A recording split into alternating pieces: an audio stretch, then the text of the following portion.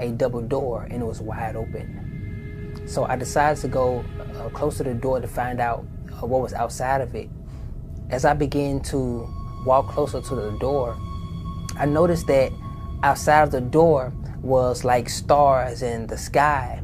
And I began to look outside of the door, and underneath us was the earth.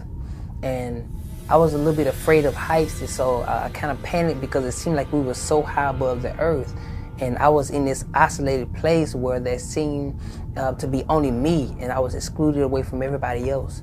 So I began to get afraid, and I backed up because I didn't want to fall over.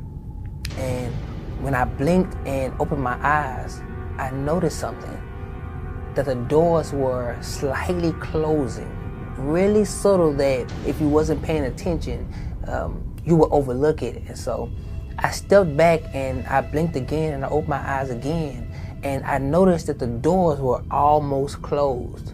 And I began to get afraid, and I began to cry out to God, God, help me, save me. I don't want to be locked up here. You know, I was really afraid. And the word of the Lord began to speak to me, and he said, son, the doors that you see are the doors of salvation. And he said the doors of salvation are closing.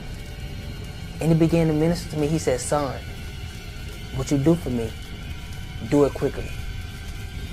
For the doors of salvation are closing.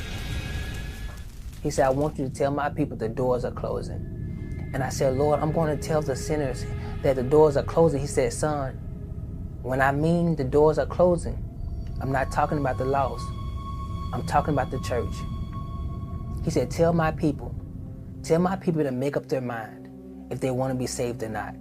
For the doors of salvation are closing for the church.